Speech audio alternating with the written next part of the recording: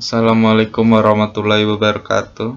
Perkenalkan, nama saya Teuku Kusuma Pamungkas dan rekan saya Angga Yudi Kurniawan. Di sini saya akan mempresentasikan tentang PT Great Giant Food.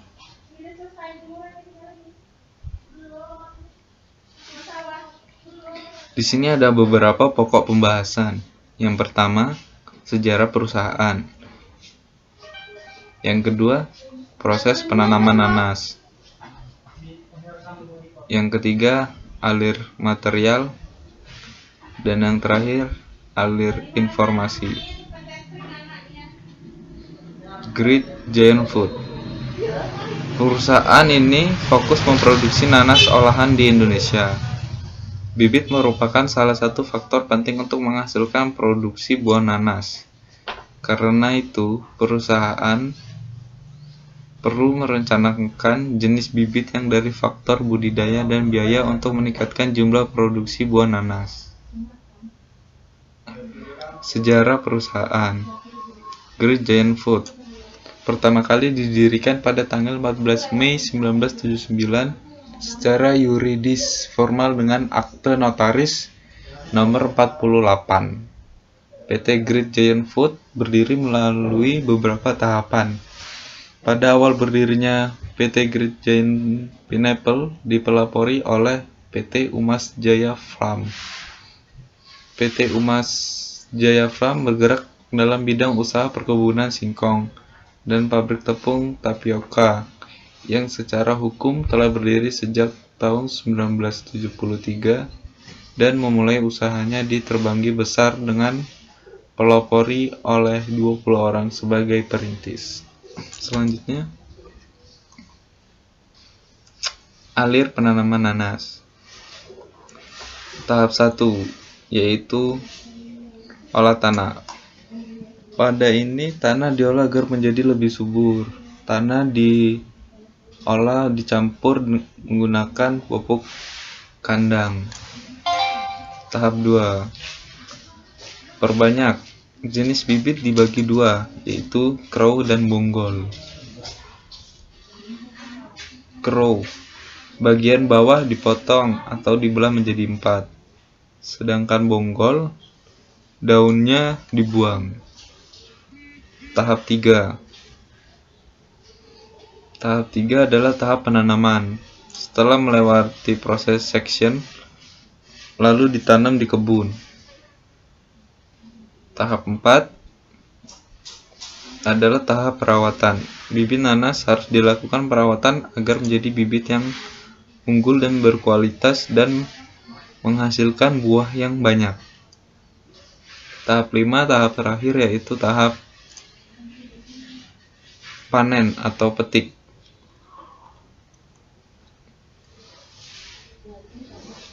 Setelah nanas siap dipetik dan diproses menjadi produksi yang siap diekspor.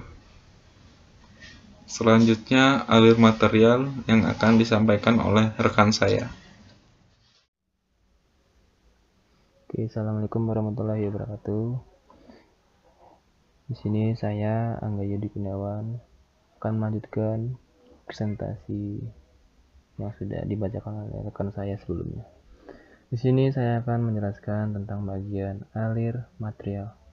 Jadi, alir material itu yang pertama di tahap A1 ini itu adalah proses penanaman nanas dengan melalui media tunas. Setelah itu, dia masuk ke tahap 2, yaitu pemberian pupuk agar tanaman lebih sehat, subur, dan menghasilkan tumbuhan atau buah yang berkualitas. Setelah dipupuk, kita masuk ke tahap 3, yaitu tentang perawatan agar nanas terhindar dari hama dan tumbuhan bisa tumbuh dengan baik dan sehat. Setelah perawatan, kita masuk ke fase panen. Fase panen itu pada nanas itu kisaran waktu selang waktu setahun atau 12 bulan. Bisa panen, kita masuk ke tahap selanjutnya, yaitu tahap kelima. Hasil buah panen nanas itu dibawa oleh alat berat yang bernama Cameco, yaitu lengan atau alat seperti traktor. Setelah dibawa oleh Kameko, nanas akan menuju proses peletakan buah nanas ke dalam bin atau namanya bak penampungan. Setelah dari bak penampungan, buah nanas berjalan menuju ke penimbangan buah nanas. Jadi sebelum proses selanjutnya nanas ditimbang dulu berapa kisaran berat nanas. Setelah ditimbang, nanas masuk ke bagian pengangkutan oleh forklift dibawa ke RM. Nah, dari RM nanas menuju ke proses ditumpahkan ke conveyor. Conveyor itu adalah tempat kayak suatu kontainer, jadi dia diletakkan di kontainer yang sudah disediakan. Setelah ditumpahkan ke conveyor, buah nanas melalui proses pencucian. Jadi nanas itu kan kita ambil dari media tanah, jadi habis ditumpah ke conveyor atau kontainer masing-masing, dia masuk ke proses pencucian agar terhindar dari kotoran dan hal-hal yang membuat hasil atau turunnya kualitas nanas. Setelah dicuci, nanas masuk ke bagian penyortiran, jadi disesuaikan dengan besar, ukuran, dan berat masing-masing nanas. Setelah disortir oleh pegawai atau karyawan PT GGF, selanjutnya masuk ke bagian conveyor lagi. Jadi conveyor pertama itu masih conveyor yang belum disortir. Conveyor yang kedua ini sudah hasil sortiran, jadi sesuai dengan ukuran dan berat masing-masing. Setelah itu masuk ke bagian tahap 13. Nah, tahap ini nanas mulai dikuliti atau diupas kulitnya melalui mesin SKS. Jadi sudah dipotong sesuai ukurannya masing-masing ya. Dan bentuknya masih bulat, belum tercacah-cacah. Jadi baru kulit luar saja yang dikupas. Setelah itu masuk ke tahap selanjutnya, yaitu tahap pembuangan inti nanas atau core nanas. Jadi tengah-tengah nanas itu ada hatinya, jadi dibuang dulu biar.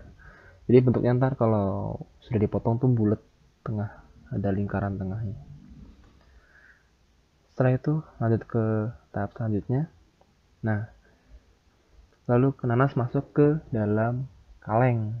Nah, jenis kaleng itu berbeda-beda. Ada A1, A2, A2,5, A1,5, dan yang paling besar A10. Kalau A1 itu isinya 12 nanas dengan susunan 16 kaleng per nampan. Susunan nampan yang dibawa ke forklift. Dan kalau A1,5 itu isinya 12 dengan susunan 11 per kaleng nampan. Dan A2 isinya sama dengan A1, cuman beda di susunan nampannya, yaitu 9. Dan A2,5 itu diisi dengan 9 dan susunannya 9 kaleng per nampan. Nah, jika A10 itu isinya 4 nanas dengan susun 5 kaleng per nampan. Selanjutnya, jika sudah tahap nanas, habis itu tahap selanjutnya itu dibawa ke mesin semer. Nah, sudah masuk ke mesin semer itu kayak mesin berjalan yang menunjukkan prosesnya. Ini dia. Jadi mesin semer itu menjalankan nanas untuk disuplai dan berjalan menuju media. Media itu untuk kayak pengisian, kayak sirup, jus, atau air manisan atau apa. Jadi nanas itu ntar kayak memiliki rasa yang unik. Nah, habis disuplai dan menuju media dan telah diisi, dia masuk ke proses cooker atau pemanasan kaleng agar steril kaleng itu. Dan pemanasan cooker itu ada berbagai jenis dan suhunya masing-masing setiap kalengnya. Ntar saya akan jelaskan setelah ini. Habis ke mesin cooker, lalu masuk ke bagian tahap 19, yaitu pemasakan kaleng disusun ke paletizer, kemudian di salip tag. Salip tag itu diberi tanda atau jenis kalengnya agar tahu itu jenis kaleng A1, A2, atau A10, jadi tidak tertukar.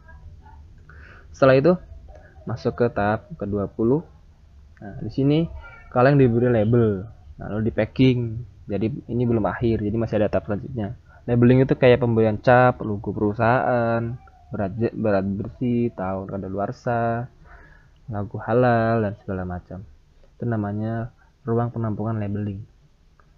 Nah, di sini saya akan menjelaskan tentang proses yang ada di mesin cooker. Jadi setiap kaleng itu memiliki waktu pemasakan dan suhu yang berbeda dan jalur yang berbeda. Jadi, nah, setiap jenis kaleng berbeda lama proses pemasakannya. Jadi, jika A1, A1,5 dan A2 itu proses pemasakannya selama 40 menit di dalam mesin cooker. Jika A2,5 dan A10 proses pemasakannya selama 30 menit di dalam mesin cooker. Jadi lebih lama bagian A1, A1,5 dan A2 lebih lama dibandingkan dengan A2,5 dan A10. Terus kita akan bahas tentang suhu. Suhu pemasakan kaleng pun berbeda-beda. Jika A1 di 98 derajat Celcius, A2 agak sedikit panas yaitu dengan suhu 99 derajat, dan A2,5 sama dengan A2 yaitu 99 derajat. A1,5 pun sama 99 derajat, dan A10 yang paling panas itu 105 derajat Celcius, melebihi titik didih air. Dan suhu normal yang disarankan oleh laborat atau QC itu 93 derajat Celcius. Jadi sini sudah melebihi suhu normal.